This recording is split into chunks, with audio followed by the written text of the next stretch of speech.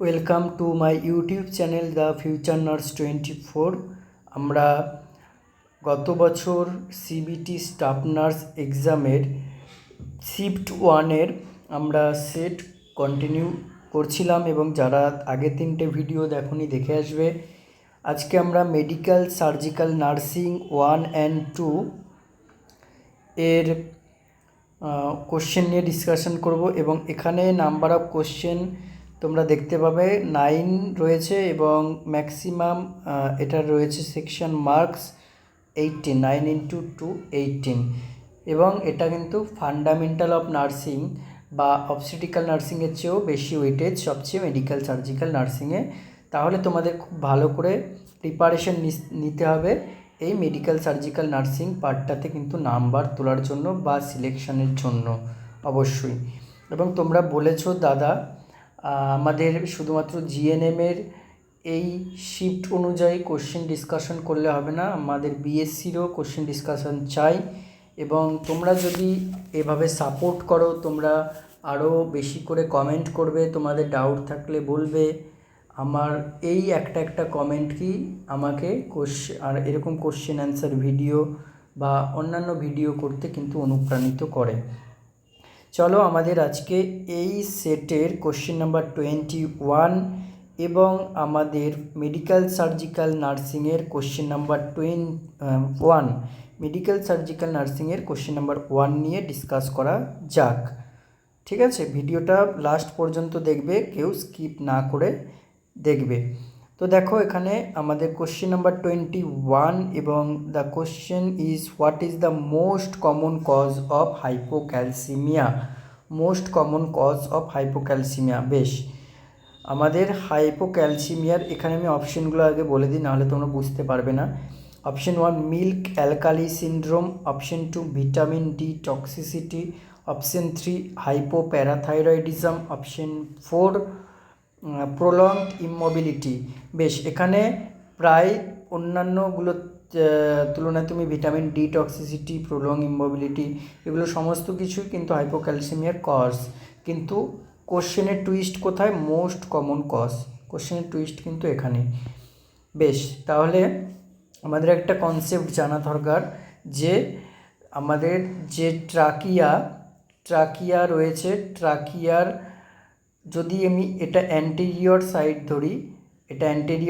ধরি, তাহলে অ্যান্টেরিয়র সাইডে এখানে কিন্তু বাটারফ্লাই শেপের কি গ্ল্যান্ড থাকে বলো? থাইরয়েড গ্ল্যান্ড থাকে। এবং ঠিক তার অপোজিটে আমি এদিকে এটা দিয়ে আঁকছি হচ্ছে এর পস্টেরিয়র সাইড এবং এই পস্টেরিয়র সাইডে কিন্তু কি থাকে? এরকম চারটে, এদিকে 1 2 3 চারটে প্যারাথাইরয়েড গ্ল্যান্ড থাকে। কি গ্ল্যান্ড থাকে? প্যারাথাইরয়েড গ্ল্যান্ড থাকে।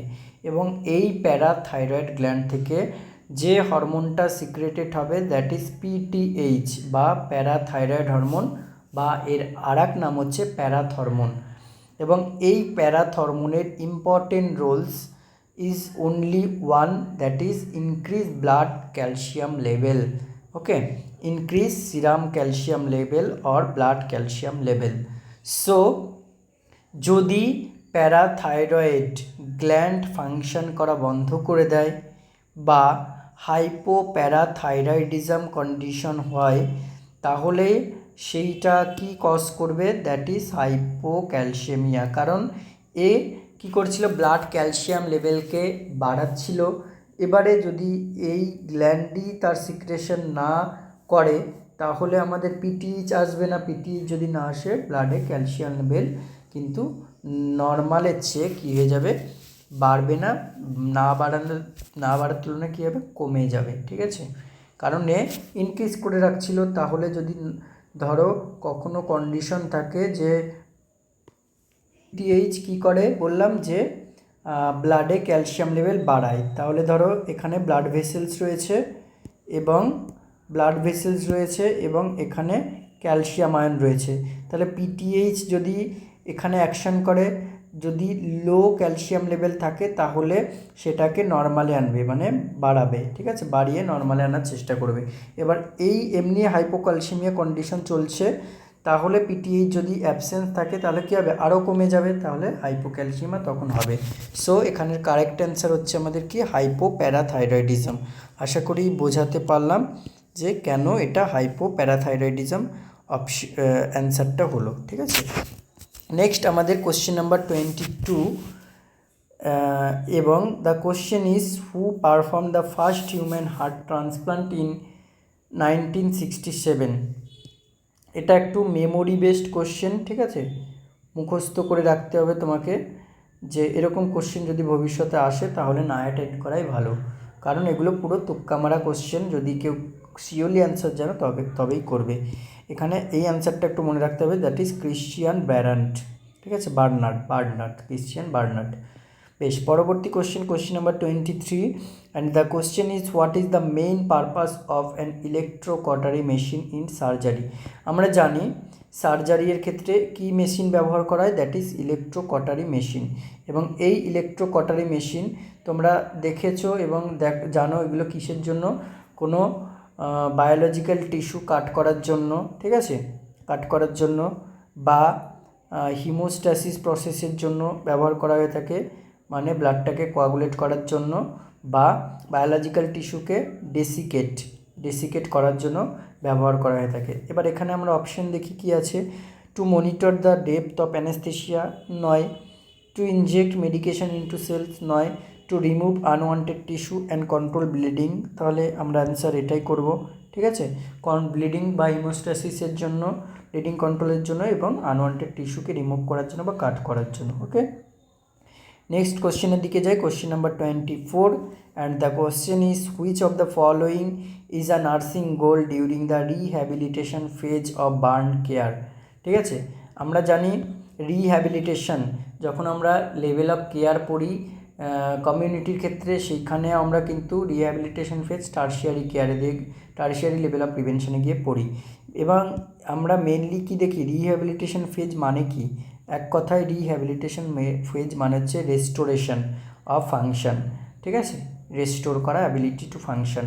তাহলে এখানে আমাদের যদি অপশানগুলোকে আমরা দেখি, যে restoring optimal fluid and electrolyte balance burn কেয়ারে, ঠিক আছে, বার্ন কেয়ারের ক্ষেত্রে কিন্তু ফ্লুইড বা ইলেকট্রোলাইট ব্যালেন্স রিহ্যাবিলিটেশন ফেজে কিন্তু আমরা এটাকে রেস্টোর করি না, আমরা অনেক আগেই রেস্টোর করি, নট রিহ্যাবিলিটেশন ফেজে।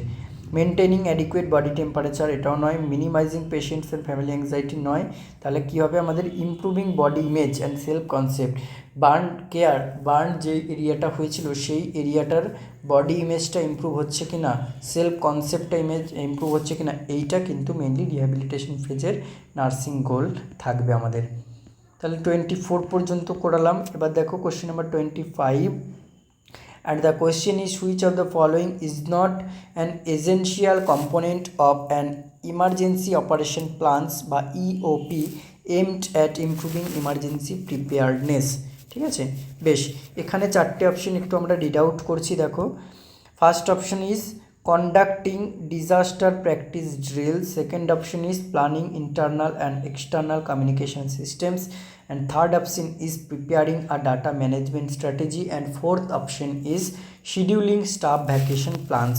কি বলেছে এখানে, ইজ নট এসেনশিয়াল, এই নটটা কিন্তু তোমাকে ভালো করে খেয়াল করতে হবে। এবং এমার্জেন্সি অপারেশন প্ল্যান্সের ক্ষেত্রে আমরা অবশ্যই ডিজাস্টার প্র্যাকটিস ড্রিলসটাকে কন্ডাক্ট করব, এক্সটার্নাল কমিউনিকেশন সিস্টেমের সাথে ইন্টারনাল কমিউনিকেশন সিস্টেমের প্ল্যানিং করব, ডেটা ম্যানেজমেন্ট স্ট্র্যাটেজি প্ল্যানিং করব, প্রিপেয়ার করব। কিন্তু শিডিউলিং স্টাফ ভ্যাকেশন কোনো একটা ইমার্জেন্সি অপারেশন প্ল্যানে কিন্তু কখনোই করা হবে না।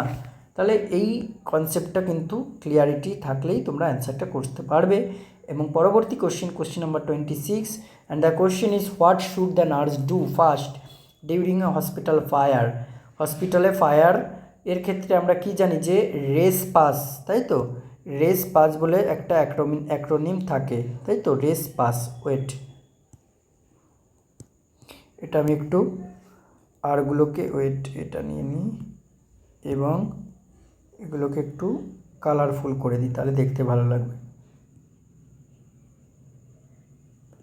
বেশ, আর ফর হচ্ছে কি, দেখো, আর ফর হচ্ছে রেস্কিউ, তাই তো, আর ফর হচ্ছে রেস্কিউ, আমাদের কি রেস্কিউ করতে হবে। ঠিক আছে। অ্যান্ড এ ফর হচ্ছে অ্যালার্ম। তাহলে ফার্স্ট প্রায়োরিটি কি, আমরা যে পেশেন্ট থাকুক, পেশেন্ট পার্টি বা যাই থাকুক না কেন, তাকে পেশেন্ট এখানে ক্যাজুয়ালিটি থাকবে, তাকে রেস্কিউ করব। এ ফর হচ্ছে অ্যালার্ম, তাহলে একটা অ্যালার্ম সেট করতে হবে। ওকে। অ্যান্ড সি ফর হচ্ছে কন্টেন, অ্যান্ড ই ফর হচ্ছে এক্সটিংগুইশ, ফায়ার এক্সটিংগুইশ বলে থাকে জানো। অ্যান্ড এরপরে হচ্ছে আমাদের রয়েছে কি পি, তারপরে এ, তারপরে double S, P A double S, ঠিক আছে। অ্যান্ড এই পি এ ডবল এসের পি ফর হচ্ছে কি, পি ফর হচ্ছে পুল দ্য পিন, মানে পিনটাকে পুল করতে বলছে, যে পিন থাকে সেটাকে পুল করতে হবে। অ্যান্ড এ ফর হচ্ছে আমাদের এম, এস ফর হচ্ছে আমাদের স্কুইজ, অ্যান্ড এস ফর হচ্ছে সুইপ। তাহলে এখানে অপশন অনুযায়ী দেখি কী আছে আমাদের, রান আউটসাইড করব প্রথম, নাকি রেস্কিউ করব পেশেন্টকে, অ্যাক্টিভেট করব ফায়ার অ্যালার্মকে, নাকি ইউজ এলিভেটর ফর এভাকুয়েশন, নাকি লুক দ্য ডোরস। আমরা দেখলাম R for rescue and A for alarm. তাহলে রেস্কিউ করব পেশেন্টকে এবং কী করবো, অ্যাক্টিভেট দ্য ফায়ার অ্যালার্ম, ঠিক আছে, অ্যাক্টিভেট করবার পরে।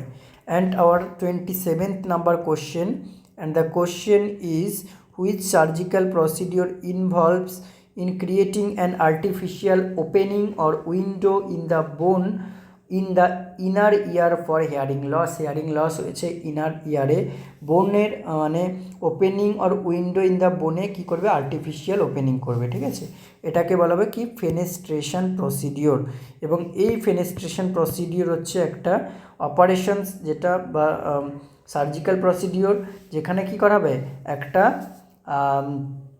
তোমার হচ্ছে ইনভলভ করবে ক্রিয়েটিং আর একটা নিউ এবং আর্টিফিশিয়াল ওপেনিং ক্রিয়েট করা হবে কোনো মেমব্রেনসে বা কোনো বোনসে বা কোনো টিস্যুসে, ঠিক আছে। নেক্সট আমাদের আর দুটো কোশ্চেন রয়েছে, 28 নাম্বার কোশ্চেন এবং 29 নাম্বার কোশ্চেন। 28 নাম্বার কোশ্চেন দেখে নাও। The question is a patient presents with increased nervousness, irritability, palpitation, flushed skin and prominently bulged eyes. The nurse recognizes these as the characteristic symptoms of which of the following endocrine disorder. দেখো এই যে এগুলো দিয়েছে, sign সিমটমসগুলো দিয়েছে, mainly এগুলো কিন্তু হাইপারথাইরয়েডিজমের কিন্তু সমস্ত সিমটমসগুলো দেওয়া আছে। যেমন কী কী হয়ে থাকে আমরা জানি, ওয়েট লস হয়ে থাকে, ওকে, আমরা জানি র্যাপিড বা ইরেগুলার হার্টবিট হয়ে থাকে হাইপারথাইরয়েডিজমে, নার্ভাসনেস হয়ে থাকে, হিট ইনটলারেন্স হয়ে থাকে এবং গয়টারের সাইন সিমটমস এসব দেখা যায়। এবং সেই নার্ভাসনেস, ইরেগুলার হার্টবিট, ইরিটেবিলিটি এগুলোই দেওয়া আছে। দেখো এটা কিন্তু অ্যান্সার হয়ে যাবে কি, থাইরোটক্সিকোসিস, এবং এটাই হচ্ছে হাইপারথাইরয়েডিজমের এক্সেসিভ ফর্ম, ঠিক আছে, thyrotoxicosis. And our last question of this set and foundation medical surgical নার্সিংয়ের লাস্ট কোশ্চেন আজকের, that is question number 29, and the question is which clinical sign suggest fluid overload in a patient with chronic kidney disease. একটা patient chronic kidney disease নিয়ে আছে এবং তার ক্ষেত্রে clinical সাইন্সগুলো কী কী হতে পারে, ফ্লুইড ওভারলোড হচ্ছে আমরা কী কী ক্লিনিক্যাল সাইন দেখে বুঝবো, ঠিক আছে। দেখো ক্লিনিক্যাল সাইনগুলো আমি এখানে একটা করে নোট ডাউন করেছি। র্যাপিড ওয়েট গেন একটা হবে, পেরিফেরাল পিটিং ইডিমা একটা হবে, হাইপারটেনশন একটা হবে, রেজড জুগুলার ভেনাস প্রেশার একটা হবে, পালমোনারি ক্র্যাকেলস ইন লাংস একটা হবে এবং ডিসনিয়া হবে, ঠিক আছে। এগুলো হচ্ছে সমস্ত কিছু কি সিকেডি বা ক্রনিক কিডনি ডিজিজ হলে তার ক্লিনিক্যাল সাইন্স। তাহলে এখানে আমরা কি পাচ্ছি দেখো, ওটাই ট্রাইকি মিউকাস মেমব্রেন নয়, crackles in the lungs and oedema in legs, একদম ডিক্রিজ ব্লাড প্রেশার নয়, ইনক্রিজ ব্লাড প্রেশার হবে এবং ইনক্রিজড ইউরিন আউটপুট হবে না, ডিক্রিজড হবে, ঠিক আছে। সিকেডি মানে কি, ইনক্রিজড হবে না, ডিক্রিজড হবে, ঠিক আছে। ফ্লুইড ওভারলোড মানে কি, তার ইউরিন আউটপুট হচ্ছে না, কমে গেছে, that is crackles in lungs and oedema in legs, okay, peripheral oedema, তাহলে এখানে ইডিমা ইন লেগস। তো এই কয়েকটা কোশ্চেন তোমরা ভালো করে প্রিপেয়ার করো, নেক্সট আমাদের এই সেটের চাইল্ড হেলথ নার্সিংয়ের কোশ্চেন করানো হবে।